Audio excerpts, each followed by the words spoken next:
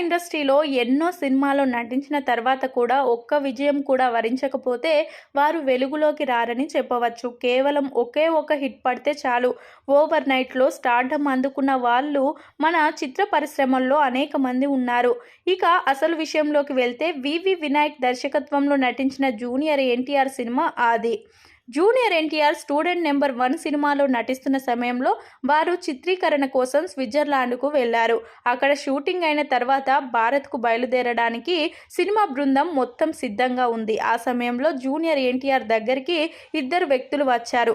అందులో మనకు అందరికీ సుపరిచితుడైన బుజ్జి, ఆయనతో పాటు డైరెక్టర్ వివి వినాయక్. ఇలా వెళ్ళిన వాళ్ళిద్దరూ జూనియర్ ఎన్టీఆర్తో మా దగ్గర మీకు సరిపోయే కథ ఒకటి ఉంది వినండి అంటూ తెలిపారు. దీంతో జూనియర్ ఎన్టీఆర్ వెంటనే తనని హైదరాబాద్లో కలవండి అంటూ అక్కడి నుంచి వెళ్ళిపోయారు. ఆ తర్వాత కొద్ది రోజులకు ఎన్టీఆర్ చెప్పినట్లుగా వివి వినాయక్ బుజ్జి కథ చెప్పడానికి హైదరాబాద్లో ఎన్టీఆర్ని కలిశారు. అయితే ఆ సమయంలో ఎన్టీఆర్ను చూడడానికి రౌడీలా ఉన్నాడు, ఇతడు అతనితో సినిమా చేయగలడా అని అనుకున్నారట.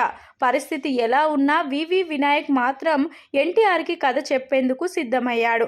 అయితే ఆ సమయంలో ఎన్టీఆర్ తనకు కథ మొత్తం చెప్పాల్సిన అవసరం లేదని, కేవలం ఇంట్రడక్షన్, ఇంటర్వెల్, క్లైమాక్స్ చెప్తే చాలని తెలిపారట. దాంతో వినాయక్ తాను కేవలం ఇంట్రడక్షన్ ఒక్కటే చెప్తానని, అది నచ్చితేనే మీకు మిగతా కథ చెప్తానని కథ మొదలుపెట్టారు. అలా ఏకంగా 2 గంటల పాటు పూర్తి కథను విన్న తర్వాత మనం ఈ సినిమా చేస్తున్నామని ఎన్టీఆర్ తెలిపారు. అయితే ఈ విషయం కాస్త టాలీవుడ్ ఇండస్ట్రీలో కొన్ని రోజులు బాగా స్ప్రెడ్ అయింది. ఆపై ఎన్టీఆర్ నుంచి వివి వినాయక్కు ఓ కబురు అందింది. దాంతో ఆయన వెంటనే ఎన్టీఆర్ని కలవడానికి వెళ్ళగా తనకి ఇప్పుడు లవ్ స్టోరీలు చేయడం ఇష్టం లేదని, ఏదైనా మాస్ కథ ఉంటే చెప్పమని అన్నారు.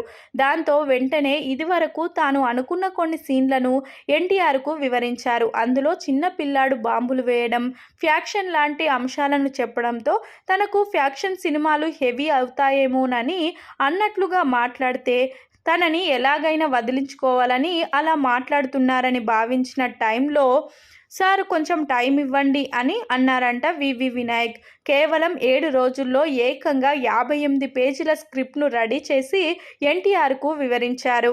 కథ విన్న ఎన్టీఆర్ ఈ సినిమాను ఎట్టి పరిస్థితుల్లో ఆయన మనమే తీద్దామంటూ వివి వినాయక్ అవకాశం ఇచ్చారు.